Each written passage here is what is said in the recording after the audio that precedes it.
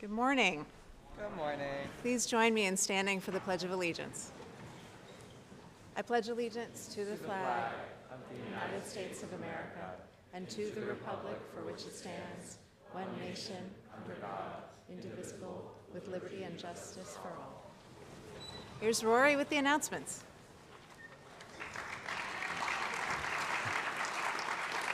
Good morning, St. Johnsbury Academy. Today is Monday, October 3rd, and it's a green day.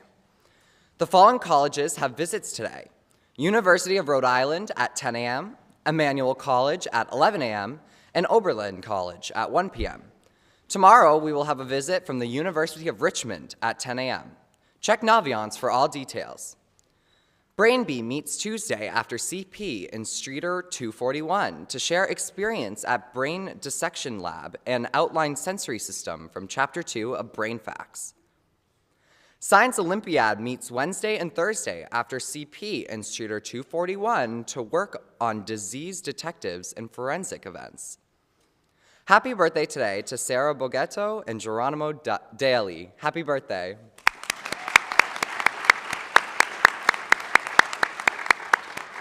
Today for sports, JV and varsity volleyball versus Linden Institute at 4. Please dismiss the teams at 2:45. Varsity and JV girls soccer at CVU at 4. Please dismiss the teams at 12:30. Varsity and JV boys soccer at Colchester, 4 o'clock. Please dismiss the teams at 12:30. JV football at U32 at 4 o'clock. Please dismiss the team at 1:15. And JV cheer at U32 at 4 o'clock. Please dismiss the team at 2 o'clock. This is all, and have a great day.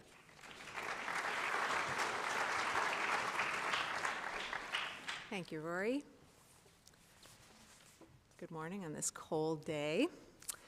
I have some late announcements. Varsity field hockey beat Missisquoi 2-0. Varsity volleyball beat Colchester 3-1. JVB boys soccer beat BFA St. Albans 2-1. On Saturday at the Woods Trail Run hosted by Thetford Academy, the boys cross-country team won the race for the first time in the 31-year history of the event. The meet hosted over 50 schools from across New England and New York. Andrew Thornton Sherman, Carson Eames, and Charlie Krebs placed in the top 15 to earn individual awards and lead the boys. Nathan Lenzini, Nathaniel Bernier, Ari Levin, and Isaac Lenzini filled out the varsity roster. Everybody won. Congratulations. Amazing.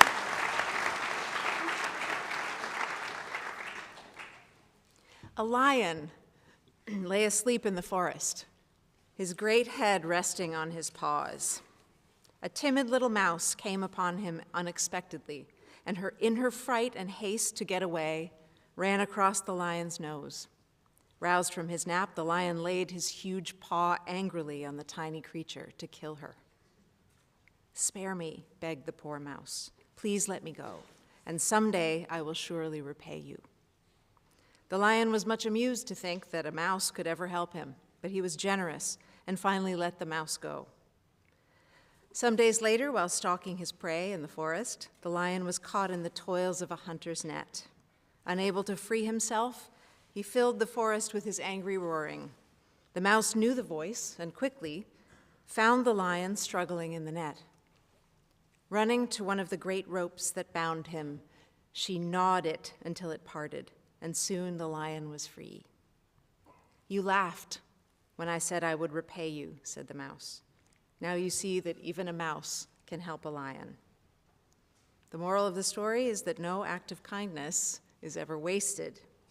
You may recognize this fable from Aesop, the Greek raconteur, and if you do, I'd like to offer it to you anew this morning as we begin our week, as a reminder of what we hope and expect of you in terms of, and us, ourselves, in terms of kindness, trying always to be generous and kind, which is not a weak thing or a soft thing. Kindness is one of the most powerful forces that we can deploy as human beings. I'm conscious of being a bit of a broken record about this. So if you don't know what a broken record is, I don't mean something that someone named Andrew or Evan Thornton Sherman does. When someone runs a race faster than anyone has yet run it. That's not the broken record I'm talking about. I'm referring to a 20th century audio playback technology when audio was recorded on large flat discs made of vinyl material and a needle ran across the surface to replay the recording. I guess if you're a hipster, you know about that. But if you scratched the record, it would skip and play the same thing again and again until you picked up the needle and moved it. So it's possible that I have been scratched in such a way that I now return to this groove about kindness again and again. So let me put the needle down on it again. So being kind will breed kindness around you. It magnifies and extends itself. No act of kindness is ever wasted. Don't underestimate the value of even just a kind word, or the equal and opposite power of an unkind one. An unkind word has edges that can cut as surely as any other sharp thing. An unkind act or defacement hurts everyone who encounters it. We are not unkind to one another here. We are not unkind on Instagram. We are not unkind in person, in class, at lunch, or anywhere else. We're not violent, ever. And being cruel to another person is a form of violence that is not what we do. Being kind is what we do. We care about our campus and the people who tend it. We go out of our way to make things easier for people that we know are working hard. We notice the good things that our friends do, and we remember to tell them that we're impressed. And if we see a friend or a classmate struggling, we help them. And if we can't help them, we find others who can. We respect their humanity, and that generosity comes back to us when we need it. No act of kindness, no matter how small, a simple word, a simple gesture, no matter how small, is ever wasted. Even if you can't see how yet, your kindness will repay you. And in the meantime, it pays all of us in the quality of our experience here at St. Johnsbury Academy every day.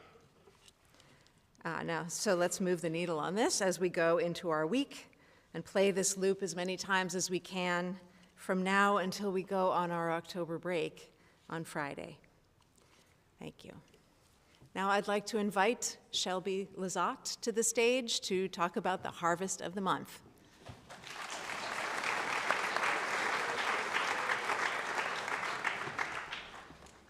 Hi, my name is Shelby, and I'm here from the NHS Environmental Committee to talk to you about our Harvest of the Month apples. Gala, Red Delicious, Fuji, Granny Smith, and Honeycrisp are some of the most popular apple varieties in America. We have about 2,500 actually grown across the United States, and they come in all shades of red, green, and yellow. Each year, Vermont growers produce around 1 million bushels, or about 40 million pounds of apples. Originally, apples came to America from Europe in the 1600s, but they originated in Central Asia. The Macintosh is the most important apple grown in Vermont. It accounts for about 50% of Vermont's apple crop. However, in the 21st century, there's been a decline in its popularity since it's received stiff competition from other varieties like the Gala apple. The Gala apple was developed in New Zealand during the 1930s by crossing the Golden Delicious apple and the Kidd's Orange Red. It gradually became one of the most famed apples and is one of my favorite snacking apples next to the Honeycrisp, a variety originally developed by the University of Minnesota. Developed in 1947, at the New York State Agricultural Experiment Station, this apple is a cross between the Red Delicious and the Macintosh. But where I really have opinions is pie apples. If any of you know me, I'm a great baker. So, many traditionalists swear by the Granny Smith. I personally don't like their tart flavor and think they hold up a little too firmly in a pie. It's an Australian apple, but I don't really like it. Or a Cortland, or a Fuji, both other great pie apples. But in my personal opinion, the best pie apple is our local Northern Spry.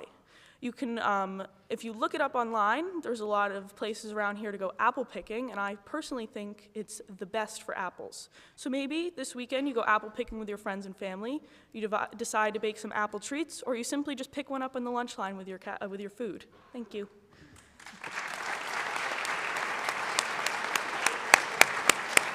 Thank you, Shelby.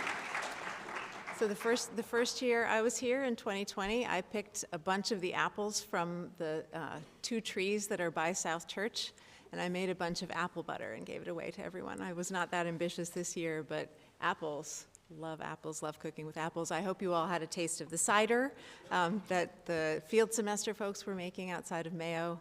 It was delicious. So, all right, have a wonderful day, everybody. Faculty.